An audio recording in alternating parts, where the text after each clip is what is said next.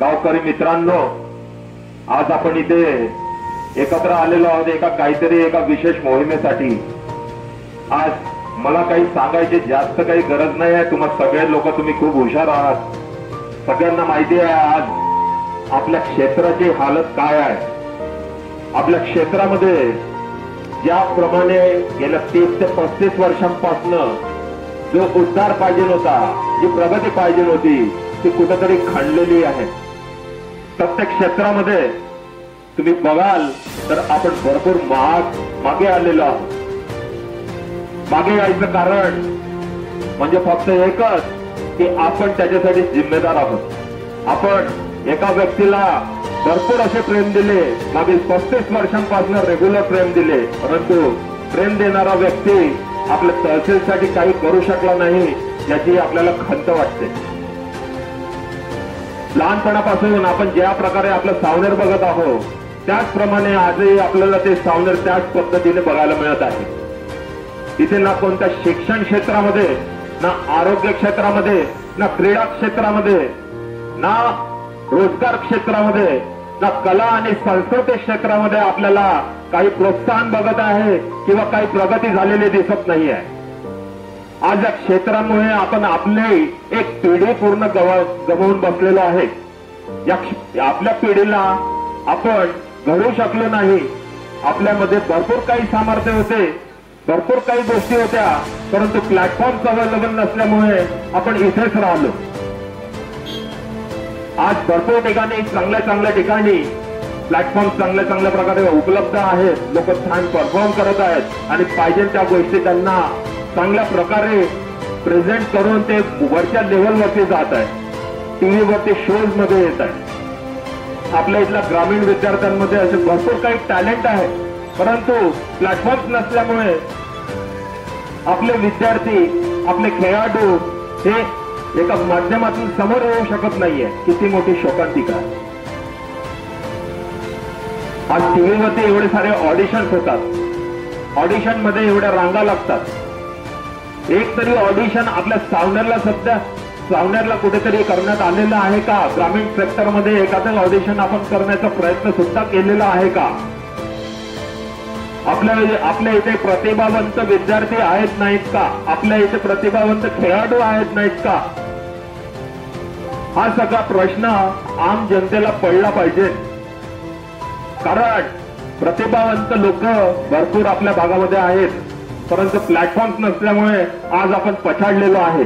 आज आपल्या इकडे काय नाही आहे? आपल्या इकडे कोळसा आहे, आपल्या इकडे रेती आहे, आपल्या इकडे मुरुम आहे, आपल्या इकडे पाणी आहे, आपल्या इकडे खापरखेड्याचं महाराष्ट्रातलं 2 नंबरचं विद्युत केंद्र आहे। एवढ्या सगळ्या मूलभूत गरजा, मूलभूत वस्तू आपल्याकडे असताना ही तहसील मागासवर्गीय तहसीलमध्ये मोडत आहे। एवढ्या सगळ्या तहसील मधले हे सगळ्या गोष्टी आजपर्यंत कोणत्याही तहसीलमध्ये एवढ्या मोठ्या प्रमाणात बघण्यात आलेले नाही, तरीही आपण मागासवर्गीयामध्ये येतो। याची जरा तुम्ही जाणीव करा, याचा विचार करा। या गोष्टीने आपण भरपूर मागे आलेलो आहोत, भरपूर प्रेम दिलेलं आहे आपण आपल्या आमदार साहेबांना, आणि यावर्षी आपल्याला ते प्रेम त्यांच्यापासून त्यांना अजून किती प्रमाणात द्यायचं आहे हे तुम्हाला ठरवायचं आहे। आज हे परिवर्तनाची गरज आहे मित्रांनो। मी तुमच्यातलाच आहे। या धर्तीवरती इथे सावनेर क्षेत्रामध्ये मी लहानपण माझं गेलेलं आहे। माझं शिक्षण सुद्धा मी नगर परिषदेच्या शाळेतून आणि बालरा हायस्कूल मधून केलेलं आहे। आज जरी मी मोठ्या पदावरती असेल, कोणत्या IT सेक्टरला असेल, परंतु माझं ऋणानुबंध, माझं रक्त हे फक्त या धर्तीसाठी आहे। या क्षेत्राचा विकास नाही होत असताना बघून मला कुठेतरी जाणीव झाली की या क्षेत्राचं काहीतरी चांगलं करण्याचं भाग्य जर माझ्या नशिबाने असेल तर ते माझ्या माध्यमातून व्हायला पाहिजे। म्हणून मी आज इथे समोर आलेलो आहे आणि तुम्हा सगळ्यांना मी एक मदतीचा हात सुद्धा दिलेला आहे। मी भलेही अपक्ष उभा आहे, पण मला माझ्यावरती गर्व आहे की मी काहीतरी एक चांगल्या स्टेपसाठी इथे काहीतरी तुमच्या समोर आलेलो आहे आणि नक्कीच मी काहीतरी करून दाखवणार म्हणजे करून दाखवणार। आणि आज मी एक हात मी तुम्हा लोकांना देण्यासाठी इथे आलेलो आहे. अपक्ष जरी असलो पण माझे ध्येय, माझा उद्देश हा बिलकुल साफ आहे.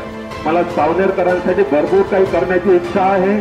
मी माझा एक मदतीचा हात तुम्हाला देतो आहो आणि माझी अशी इच्छा आहे की आपण सर्वांनी माझा हात पकडावा आणि मला येत्या 20 तारखेला बहुसंख्य मतांनी मदत करावी, जेणेकरून 23 तारखेला आपल्या सावनेर हा जल्लोषात गुलाल उडवेल, म्हणजे उडवेल.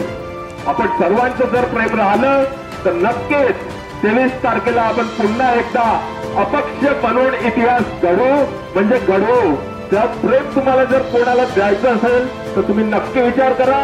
आणि 1994चा अपक्ष उमेदवार जो आपण निवडून दिला होता 2024 मध्ये, मी तुमच्यावर सोडतो, तुम्हाला अपक्ष उमेदवार निवडून आणायचा आहे की नाही आणायचा आहे. थँक्यू. तुम्ही मला इथे 2 शब्द ऐकून घेतलं त्याच्याबद्दल खूप खूप धन्यवाद.